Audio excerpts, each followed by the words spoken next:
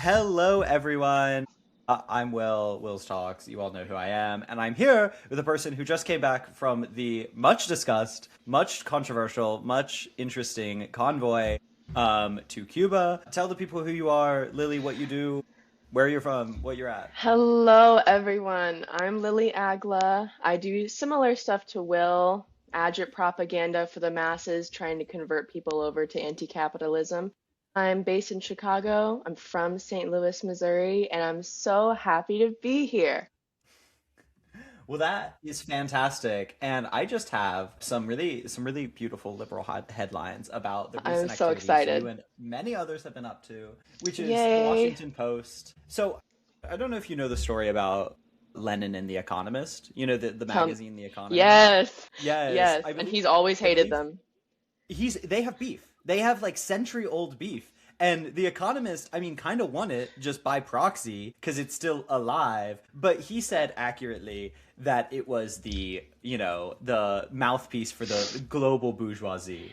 Indeed, it is. And the Washington Post unfortunately can't even attain that because they're a lib shit organization. But they released two opinion pieces on this. Mm-mm. Activists exploit Cuba crisis with Havana with luxury trip? Question mark? Oh. Thank Oh. you, thank you. And then the other one is even kinder, and it's useful idiots visit Cuba right on time. So useful idiot. Tell me about the Cuba trip. What'd you get up to? Being a useful idiot, it has a multitude of feelings. Yeah.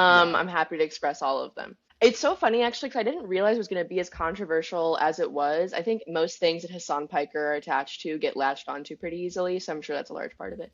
But it's so funny how much hate we received because all we did was bring aid that people needed and then talked to people, in the community through we had a scheduled program for my convoy specifically for the People's Forum and the PSL convoy. There were several that went, but we were going to hospitals, we were going to schools, we were doing volunteer farm work as well as the aid that we brought. And then we also talked to just like average people so that we could beat the zoo tour allegations that so often happen when you go to Cuba.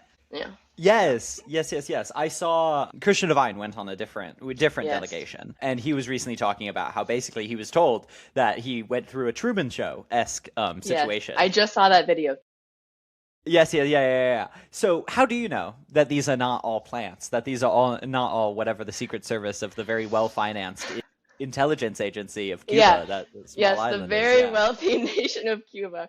It's so funny because like I was thinking through this as I was going and I was hearing amazing things that I'm excited to share. But I thought in my head, I was like, even if 90% of this is lies, this country is still a more humane country than the United States. Yeah. Even if 90% of it, of what I saw and heard, and then also from the random people that I spoke to that had nothing to do with the trip that I was on, who knew I was a communist, because I told them, I was like, I'm a communist. I came Yeah. here because I'm curious about Cuba, whatever. And those people who spoke against the government and who spoke against socialism, yeah, they're all plants. They're all plants because Occam's razor does not exist in the mind of libshits. The simplest Yeah. answer cannot possibly be the truest one in these cases. Yeah, and like for some framing for a lot of people, like I do a lot of like grappling with this because I've always been in the Western media ecosystem, and I've been entrenched in Western exceptionalism, American exceptionalism, in a way that flattens everyone down to any like whatever experience we're describing them as. Like communists sometimes do this as well, where people in the first like to use outdated but helpful terms, the second and third world are as merely objects of American imperialism, merely objects of whatever limited understanding. When I think like universally the most helpful way to understand someone is the complex, obviously, material conditions in which like their ideology is produced, and like as people who like also like in the same way that like we have limitations on our politics, they have limitations on their politics, they have context of their politics, different levers. So like yeah, what was speaking to them like what did you hear, what did you learn about like Cuba that you didn't know? Because like I think we both have some background on Cuba, but I've never been. I'm sure they don't claim to know everything about it as well. But we're gonna get you there one day. We shall. We are. Well, you are. I think you're advocating North Korea tours as well. I am bringing up my North Korea work. I mean, we're not going to be able. I'm highly doubtful in my early adulthood, at the very least, we'll be able to go to North Korea. But if and when we can, Yeah, we'll do a group tour. It'll be great. that would be Um, delightful. I got to learn a lot about the inner workings of the political system that I didn't understand previously. I understood, of course, that Cuba is a socialist. government and acts much more democratically than we do. But I got to learn a lot more about both the healthcare and the government. So what I learned about the government that was the most interesting is just how many different people-led levels there are, and that people that are not working as like, I think like official government, people that are working as representations of their neighborhood or their city or their municipality, etc., are not paid. So they are doing that, all of that work for their community, advocating or sending in requests to the government, explaining what they need materially, and they don't get paid for any of that. They have normal jobs and then also do all of that work. So that alone blew my mind because that does not exist in the US. Like, that's it.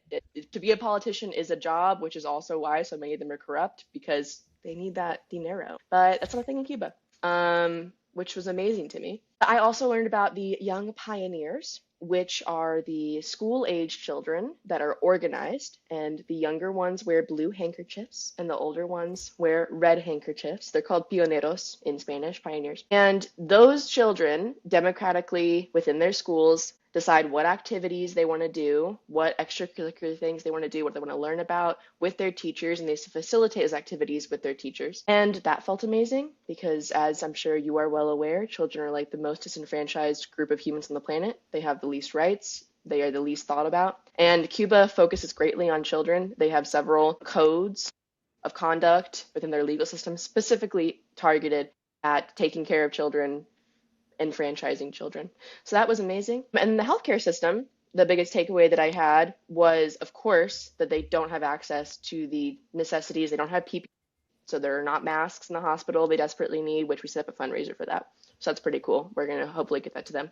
And people not only have family doctors that physically come to their home and visit them when they are sick, but the much cooler thing, I mean, it's all really cool. The thing that I thought was really neat was that they had mothers centers. So when pregnant mothers are having pregnancies that may be higher risk, they go and live in a center just for expecting mothers, and they are taken care of every single day. There's small centers in neighborhoods like cities might have several of them, and we visited one. And when the baby is born, for the entire first year of life, one, the mother does not work. Her job is guaranteed to her. She has full pay the whole time.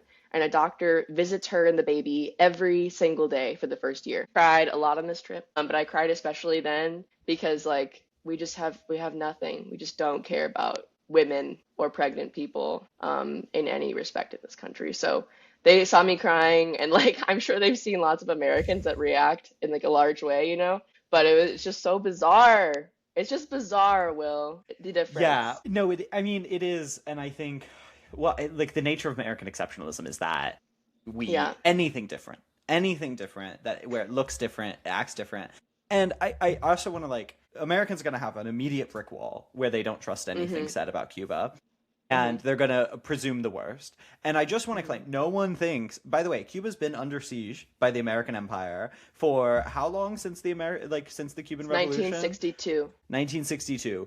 No one thinks these people are living like overly lavish, overly amazing wealthy, extravagant lives. No one thinks that a government under siege like is the ideal form of government. No one this is not like the American mind doesn't think of this because they've never lived in a government under siege because we've been the ones sieging people since World War II. So I just want to add that context for anything anything said about Cuba. So hopefully people can engage like actually functionally with the actual lived experience of people within this. And also like I lived in Europe for a bit. It was England, so it was like little mini America at this point. But Cuba's just a place that people can go in England, in America, or in Europe, right? Like I want to add that like in America we think of Cuba in a similar light, in sometimes as like North Korea, as like Iran, right? We think it of a similar level of antipathy to the empire. That is not shared across the rest of the world. If you look at the UN votes, right? If you look at how Europe treats and engages with Cuba, they are not in line with this embargo. No. They are enabling it through their association with the American empire, but the culture is not there. And so the extreme skepticism around Cuba, I think, is also a very particularly American thing. We could go back to the Haitian Revolution, how we're mad at any of these Caribbean islands for existing. Puerto Rico. Puerto Rico, we All like of it. slaughtered and stole it, right? We had the Philippines for a while, not a Caribbean island, but an island that we slaughtered thousands of hundreds of thousands of people on simply to keep stealing their resources. Haiti, we keep cooing them, we take them over. So there's a lot there. And I think, yeah, Trump is like the current impetus for this trip, if I do understand correctly, is the massive increase in the embargo and aggression that the American Yes. empire is placing under their current iteration of fascism. What Yes. was the specific impetus? Yeah, if you have more context on that. Yeah, precisely that. The idea is like Donald Trump as a fascist figure does not hold the line. Knock on wood. Like he is someone who wavers constantly. And of course, most of his choices are not made solely by him. They are influenced by his team of people who have their own intentions and their own plans about what they want to do with America, with the United States. But when you put American citizens' bodies on the ground, there is like kind of a feeling that you're not allowed to do what you want to do. Like it's going to be backlash that is inevitable. Of course, we see in West Asia, people don't care when Palestinian Americans are slaughtered, but I do think the closer it is to home, the more of an impact they know it has. So that's one thing, like using the privilege of being an American citizen to both say no, that we don't support this, and to also show other Americans, because a lot of us have social media presences, and even those who don't, that like this is a normal place. It is not evil inherently, just like you were saying, like North Korea, China, Cuba, Vietnam to a much, much lesser extent. These are all, in the eyes of the average American, places that simultaneously do not exist. They cannot conceptualize that the people that live there are just people, and also places that are horrifying beyond your imagination. Yeah. And so going there and proving otherwise, even if lots of pushback is going to happen, is a big deal, and something that people have been doing for a long time too. Aid workers, especially Code Pink, have been going there for a very long time. But this convoy specifically, yeah, like you said, was to go against Trump and to hopefully have him stop in some way, shape, or form what he's doing, because the escalation is murderous at this point. Yeah, I think the theory of change regarding Trump is really interesting, because I do a lot of discussion about this, of how we engage with Trump and Trump's administration in a different way and what he actually represents. And obviously the liberal playbook is playing out very clearly right now. The liberals want to separate what Trump's doing from the violence inherent in the American empire. And so, yeah, and I'll talk about my editorial choices in what I talk about. Is very rarely am I like Trump bashing, right? Not because I don't think Trump's like a genocidal fascist, right? He is, right? But it's because but they all are. But they all are, right? And that's much less reported than Trump doing it. And I also like it's like the demonization and like isolation of these places that is really wild, because people can have like I really truly could care less what Americans think of another country's government. Like I'm really anti, like I don't even like, I think there's a fight to be had to be like these places aren't as bad as Americans think. I think the best policy, like at least where I take my rhetoric, and people have disagreements and I don't really care, but what I take my rhetoric is like, you're an American, like at least be quiet. Like if you don't agree with me, just be quiet. At the very least. Yeah, at the very least, have no opinion, right? At the very least, shush. And the way we know this is not consistently held is when someone visits Saudi Arabia, a genocidal monarchy that doesn't even pretend to be a democracy. Or UAE. Or the UAE committing genocide in Sudan, right? Like, it's very normalized, and actually we're the wokers for saying that that's bad and gross and horrible. And it's like, at some point, in the internal American belief, right, they think Cuba with a bottom-up, constitutional process. They think China with a 5,000 person parliament, right, are all putting on a show for the whole West, right? We can talk about democratic inefficiencies and siege economies. Like, let's have that discussion, right? But if you don't care, if you think that's all for show, and Saudi Arabia's monarchy, which doesn't even pretend to have a parliament, right? Like the UAE's parliament, like they don't even pretend to have a parliament. There's something going on here, and I think most Americans can conceptualize that like difference, but don't actually feel like the backlash you got, right? Which is that it's like epistemically wrong to recognize that Cuba exists in America. It's epistemically wrong to even engage with North Korea in any way in America. And I think a big thing I saw from this trip, and the Samud flotilla is very similar, where Palestine is I think Palestine occupies a different place, but has interestingly similar aura of untouchability and otherness Yes. it's Orientalism as a whole. Yeah. But the Samud Flotilla was there to be like, it's a land. There are people there that can Yeah. take food and they need food and we can Yeah. go. And this had a similar energy.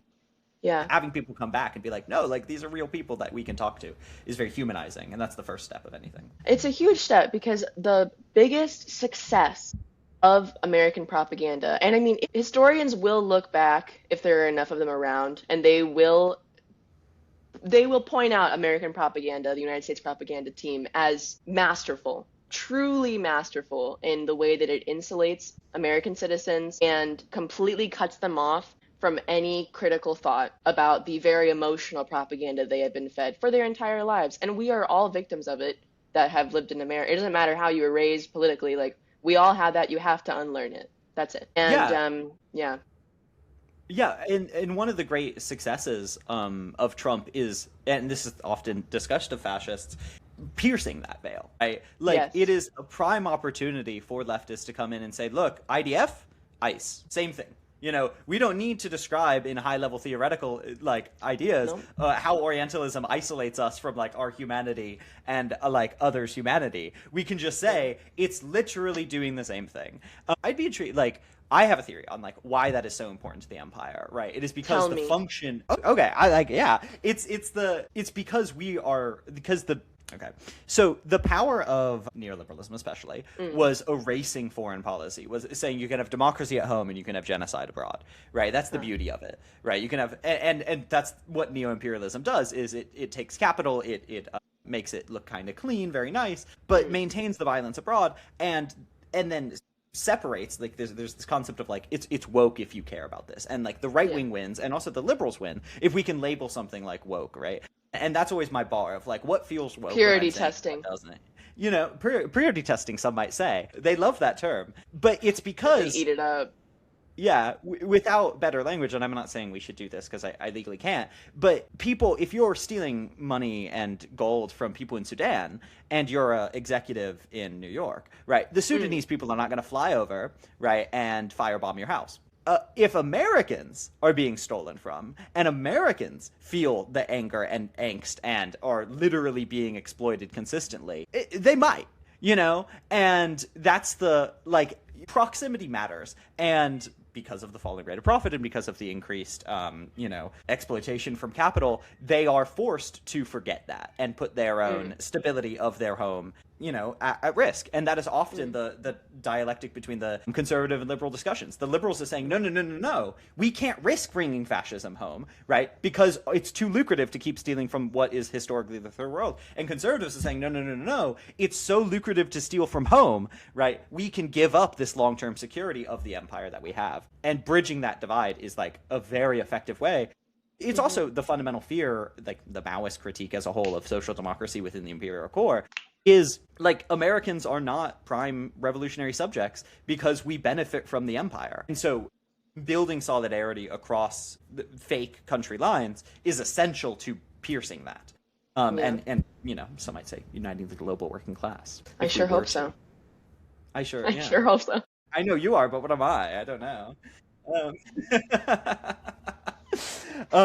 Did you have any other like moments or anecdotes in the time before I go too deeply into my theory broing? Okay, I can't wait for your theory broing. One thing that really stuck with me, because I luckily speak Spanish pretty decently, so I can have pretty complex political conversations with people with great ease, and that was one of the benefits of this trip that I would not have the opportunity otherwise if I were to go to like China or somewhere, right? And I was like, I talked to people that aren't on this trip, and we had very packed days, but the center that we were staying at, because we didn't stay at a 5-star hotel, the center that we were staying at was a Christian nonprofit. They were amazing. They took care of us the whole time. We ate all our meals there. They were wonderful. And one of the guys who worked there, he was in the lobby. It was the last night we were there, and I was sitting in the lobby with him. And I chatted with him. We talked for like an hour and a half, 2 hours. And he wants regime change. And we talked about that. And of course, like, he knew I was a communist. I told him as much. I told him why I was there, like what my beliefs are, my sympathies, whatever. And so I want to say that first for people that are going to hear what I'm about to say and then be like, well, maybe he didn't really. No, like I told him like, soy comunista, like I'm about it. Okay. Like I was honest. And I asked him truly, because as you mentioned earlier, the idea of a Cuban being anti the Cuban government For a lot of people, they devolve anti-Cuban government ideas and they place them onto solely gusanos or Cuban diaspora members who are like basically traitors to their government and their people. Like, do whatever you want to Cuba, I don't care. And that's a very different lived reality from a Cuban living in Cuba, their entire life being from Cuba, okay? And as Will mentioned earlier, there is no Cuban revolution, and it's a continual revolution, of course. It's been 60 years of revolution, but it didn't end right when it occurred without the US blockade. The revolution has occurred simultaneously the entire time. They go one and one. So like even with every feat that the revolution has won, it is at the expense of having to have fought against the blockade the entire time. So this guy that I was talking to, I was like, why do you want a regime change? And he said what a lot of Americans would say, which is, I can't help my kid get medicine that she needs, is a daughter. I don't get paid enough. My groceries are super expensive. After COVID, the inflation was crazy, right? And I don't feel like I have any opportunities. I have to work 2 jobs. And I told him, I was like, that's so crazy because we have all the same problems in America. Like we have the exact same issues as you. And he said, yes, but you have libertad, you have freedom, you have liberty. And I was like, okay, what do you mean by that? Like, what do I have? And he's like, you can go out on the street and you can say whatever you want, whenever you want. Because yes, like there are rules against criticizing the Cuban government in Cuba. They do care about that. I'll be honest. I'm not going to lie. And I told him, you know what? You're right. I can go out on the street and I can protest. And the police can also kill me and get away with it. And that's it. And, I'm a white girl, so I'm less likely to be killed. But it's a likelihood. It happens. And I said, and you know what else? I can't afford to go to the hospital. And he like cocked his head. He was like, what? And I was like, I don't have health insurance right now. I'm about to because of my father, God bless. But I said, I can't afford to go to the hospital. If anything were to happen to me, I would be in tens of thousands of dollars of debt that I can't get out of. And he just like, he listened and listened. And I was like, I'm not guaranteed a house. If I lose my house, I'm homeless and I die on the street. And that's what it is. And then I went on to talk about the border exception or is it exemption policy. As you know, the 100-mile border, inside of the United States where basically your constitutional rights are null and void because we've done training. We had done training earlier on in that day in preparation for being stopped at the border because when you are stopped in the border, even if you are an American citizen, you can be held for, I think, up to 24 hours, but they do hold you for longer. A case just occurred last week with a native of Chicago, a U.S. citizen. They can hold you. They can question you for as long as they want. They can physically take your phone. They can and will search your phone using whatever malware they can to crack into it. You have no, rights, basically, is the whole point that I was making to him. And I was like, I don't have a right to an attorney, even. They have to let me back in at some point, but, what does have to mean in this context? And he was just like silent. And I was like, so honestly, the freedom that I have, and I understand that you feel repressed and oppressed as well, but the freedom that I have is not anything it's chalked up to be. And I think that's relevant. And then I said too, I was like, if they take your president, which is what he said wanted to happen, he's like, I want a different president. I was like, your life will be 10 times worse than it is right now. And I'm so sorry that that's the case. And I'm so sorry that your life is hard because his life is hard. And I feel for him, truly. And I was like, but the reality is like the person that's been punishing your country for the past 60 years is not going to be the person that saves you as well. That's just not how that works. I wish it were. Yeah, it never has. No. It literally never has.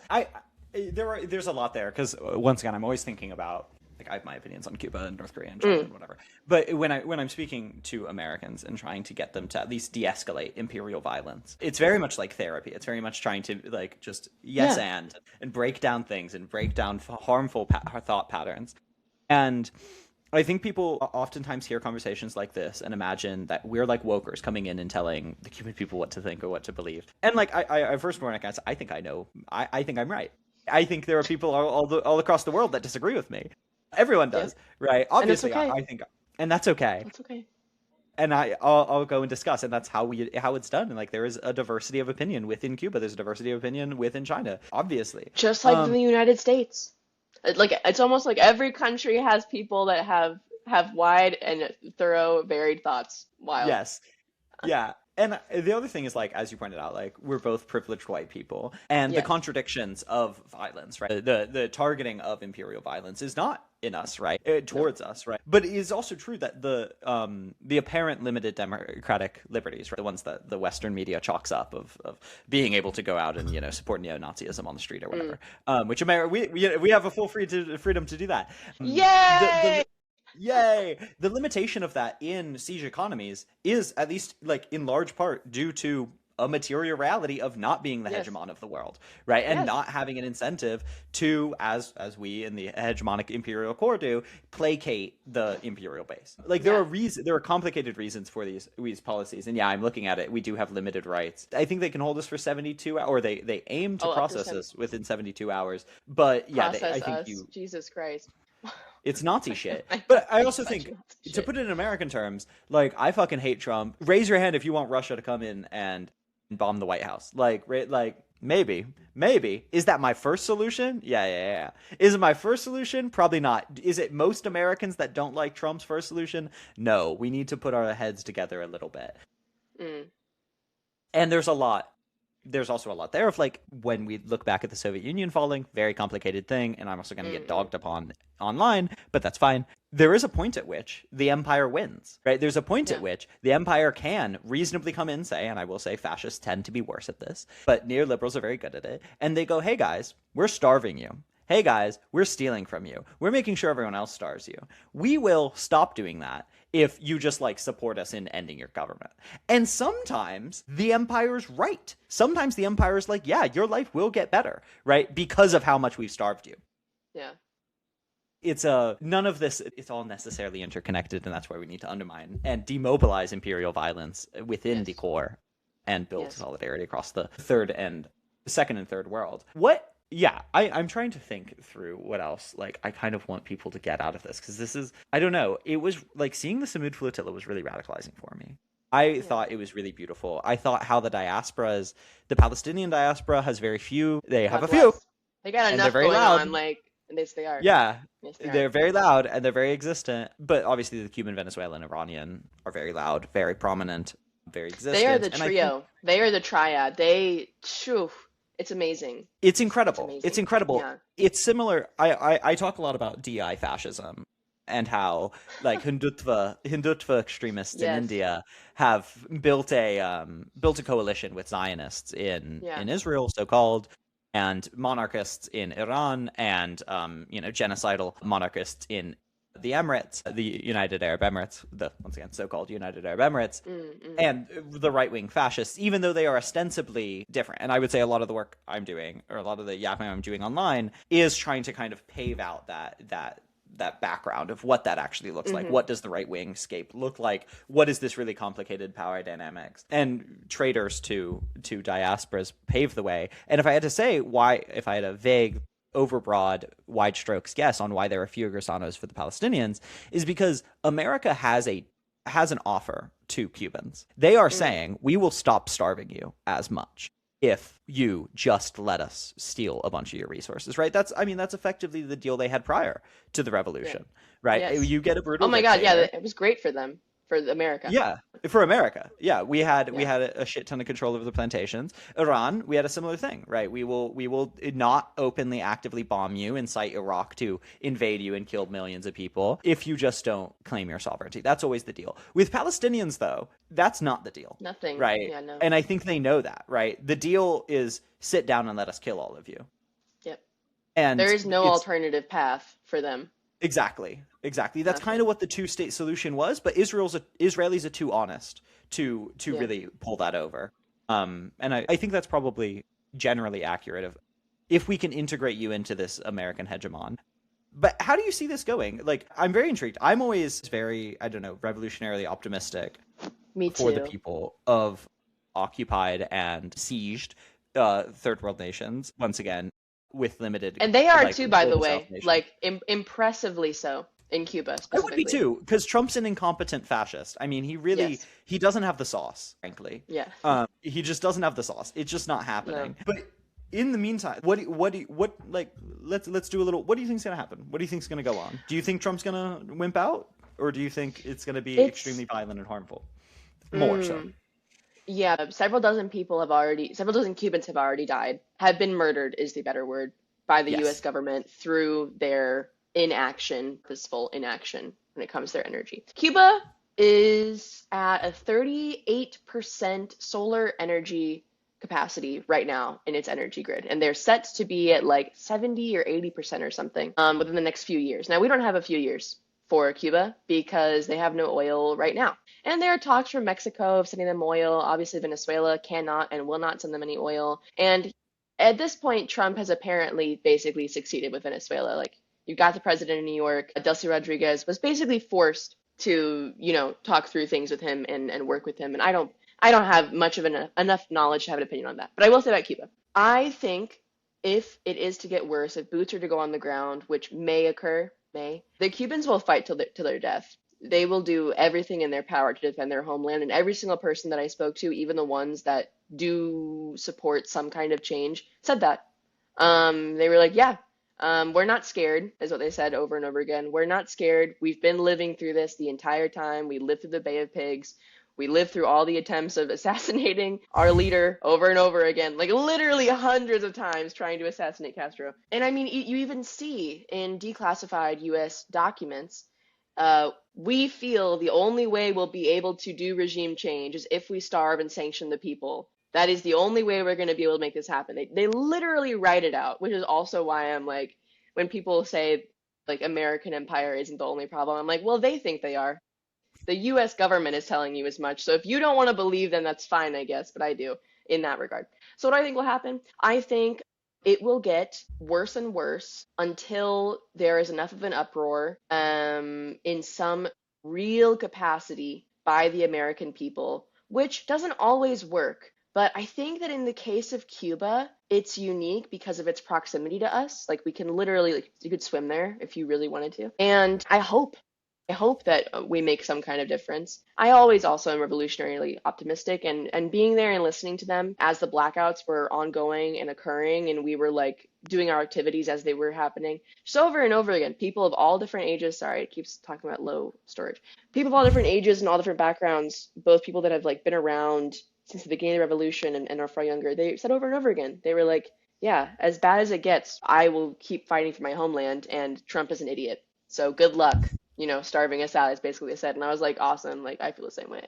I Yeah, hope so. I agree. I like my general vibe on Trump is that he's going to be a failure in all that he Yeah, does. I think Obama was an incredibly effective imperialist.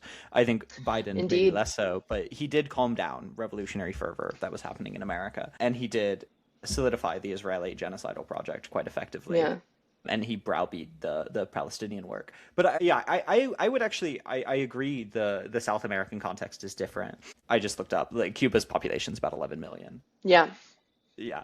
And whereas Iran's population, for y'all who don't know, is about 90 million. That's why boots on the ground in Iran. My theory, like just quietly, don't know, total guess. I think Iran it would not rejoice if boots on the ground came into Iran because that would be absolutely horrendous for the Iranian civilians. But it would be the quickest end to the war that could be imagined because They would like kill all Americans of them. they would all die so quickly, and every American soldier knows that because Yes. you would have mountains like, and so Cuba's interesting because if America was well organized and well disciplined and was the empire it used to be, where we had Operation Condor going, right? We had the Mm-mm. School of the Americas, right? We had 12 different dictators across South America enforcing with each other, sharing intelligence. Which we're trying to bring back. Let's not Exactly. forget. That is what we're trying to do. Yes, yeah. It was, and so if it was that, right, I think Yeah. that's when we could be effective at doing this. Yeah. And we can use this brute force that Trump is willing to use to do it. I don't think America is that anymore. I think we're trying to Mm. be, but Mm. I don't think he's disciplined enough to do it. I don't think he's Mm. organized enough to do it. And I don't think the right is internally consistent enough to do it. I think there's the Mm. Tucker Carlson versus Candace, and Candace Owens side versus like and Nick Fuentes side versus like the, neocons. Like, I don't think they're as organized as they used to be. And I don't think the main thing, this is why liberalism is essential to the analysis, is like they don't have the liberals like the liberals are not No. effective anymore, right? We don't No. really hear them yapping anymore. I don't want to hear liberals' opinion on Cuba. I don't want to hear liberals' opinion on Iran, right? Because they did a rock, right? Once you do a rock, it's over for you. Cut it. Yeah, Gotta go. yeah, yeah. And so the theory of change regarding Iran, I think, is kind of China's theory of change right now, which is sit, wait, win. I think it is obviously speak up, debunk the absolutely horrendous enabling propaganda, but I don't think there's any chance in hell Yeah. unless a series of groups in Iran decide to absolutely go wild. Well, and also the decimation that Iran has been doing across West Asia is, I think, being that we are Gen Z, we obviously have a completely unique experience as US citizens. And Yes. like having grown up the way that we did and having no longer having the material conditions that could persuade us to like ignore what's going on. I think that's what it is for a lot of people. And obviously it's also like right in your face. But the amount of people celebrating what Iran is doing, this is like it is never before seen, Yeah. like siding. We've completely flipped how we think as like a mass people. And I know that Gen Z is more conservative, broadly speaking, than millennials are, but that alone, I feel like, is an insane sign. Like you get edits of people celebrating the bombing of Israel by Iran. Just like the average like American teenager is like, yes, that's crazy. That is like a cultural difference that cannot and should not be ignored, both by the current regime and also all the people participating in other ways in the government. Like it's wild to I me. really agree. I really It's agree. And I think wild. what we're feeling is the death of like the stiff upper lip of liberalism. Like it works Yeah. very well in America where we're very Puritan and you seeing doing anything seen as like a sin or like wrong Yeah. is met like our number one hammer is shame. And Yeah. that like But it doesn't hammer of work shame, anymore. it doesn't work anymore, right? It doesn't No. work, right? Like people could celebrate Charlie Kirk dying pretty Yeah. immediately. They Yeah. tried it with him. Like this, you could visibly see, right? Yeah. People move from shaming people to do it to doing it themselves, you know? Mm-hmm. And this is, I've Gene said for the past Withers. three, Yes. yes, he did do this, right? He Yeah. cried, he shamed people for doing it, and now he's engaging in it himself.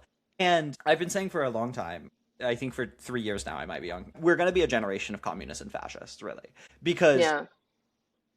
there is no united front of capitalism right now. You just have different anti-capitalisms, right? You have a fascism that is blaming it on Jews and Muslims and Hispanics and whatever. And then we no longer have the best shield of capitalism, which is denying that it's a problem in the first place, which is liberalism. And so you only other option is you have communists, or and this is why we've both been critical of Mamdani, right, which we can talk about as well, is because the Happily. other offer is to reestablish that shield of neoliberalism, to Yes. reestablish paying off the American imperial core with Yes. free healthcare, free childcare. You can pay them off, and then it's like, well, if my healthcare relies on going in and stealing from Congo, going in and stealing from Sudan, why would I stand in solidarity with them? But what fascists are doing is breaking that connection and saying, no, actually, fuck you. Your healthcare doesn't depend on stealing from Sudan, stealing from Congo, because you get none, You right? get And then it's like, nothing. well, Yep. yeah, Well, yeah, yeah, fuck. yeah. Then I guess I gotta become a communist. Exactly, Yeah, that would be exactly. nuts. Yeah, Zoran Mamdani as a character, and you, like you said, you and I both criticized him, and as I'm sure probably people listening are well aware, like that doesn't go down very well. Even with like left wing people, like they don't like it, and that's fine. I don't care. Like I'm in the same boat as you, where I'm just like, you know what, catch up or shut up. Like I don't have time for this. And this is what I've been telling my people that I know that are still leaning very reformist, which is I'm like, listen, this would be a different thing if Zohar Mamdani was here 30, 40 years ago. And there have been Zohar Mamdani-like figures in American history, even further left than him, that have like had successful whatever.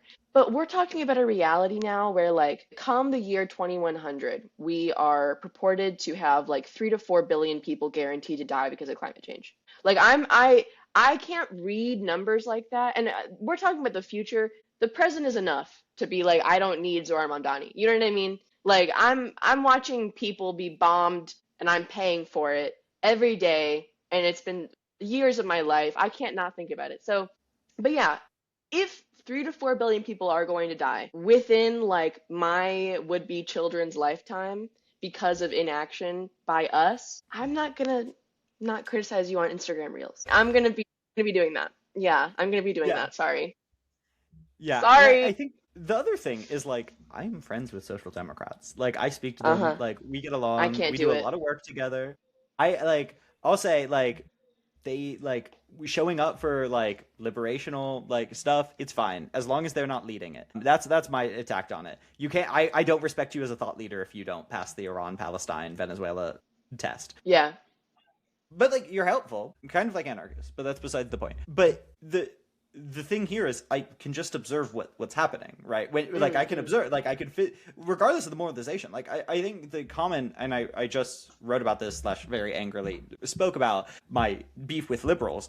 Mm. And it's actually very, very similar, right? Where like some people really like within a 1 year period, right? Either Zoran gets elected or they have a notably worse life, right? Or they Yes. die, Yeah, right? same here. Like that is the reality for some people. That is and I like I'm not telling them to like I'm not saying that's not a real thing. And I Not at think there's all. an interesting tact amongst leftists to respond to that way. But I can just observe that moralization aside, objectively what this does is align your interests with the imperial class of America Yes. and not the global working class. That's what it does, right? Yes. And so if we're claiming to do moralistic politics, if we're claiming Yeah. to observe the world as it is, that's what it is, and we need to Yeah. engage with it as such. And if that Yeah. means there are coalitions of people that the empire can successfully buy off, great. That's Mm. the thing we're dealing with. And you know what? I have no interest in blaming them. It would actually be like it's quite un-Marxian, right? To go and say you're like bad person, good person. I don't care. I'm deeply agnostic about whether people are good or bad. Other people have different tacts once again as well. But the tact to say they have these people, who can we win? Who can we mobilize? Who needs it? And how do we organize to effectively change it? She disconnected. That's devastating. I was eating, some might say. Yellow. Okay, I'm gonna also note cutter. Ah, what happened? Did Why your is this phone not run out working of now? battery? I have no, it just kicked me out. I have no idea. Am I upside down? I'm so confused. Wait, yeah, it said. Oh, there we are. That's good. Why does it have me upside down? I think Okay, am that works I now. on this? Hello, you have producer Will here because me and Lily kept talking for about 20, 30 minutes after that, but the software glitched out, so I don't have it. Or more so, it's just me speaking and kind of half of a conversation that's very back and forth, so it doesn't make a whole lot of sense. But I think the portion that we did get recorded is very good. And I'm very happy we had this conversation. Obviously, I'll probably speak to Lily a lot more about all of her stuff, and I hope you all appreciated. And if you want more from her, which you should, she's great, go check her out at Lily Eagla on Instagram. Apparently doesn't have a TikTok, which is wild, and on Substack as well, which will also be on her Substack. And we did a plug at the end for James Ray's fundraiser to get masks funds for Cuba. So yeah, if you appreciate this, subscribe to my Substack if you don't already, or my YouTube if you're watching this on YouTube. And yeah, fuck those bastards that are going after the people that went to Cuba. This is work that needs to be done. And I will have 2 or 3 more interviews out later at a different date. And I hope you enjoy. So thank you so much for joining us. Yeah, go follow Lily. She's fantastic. Bye.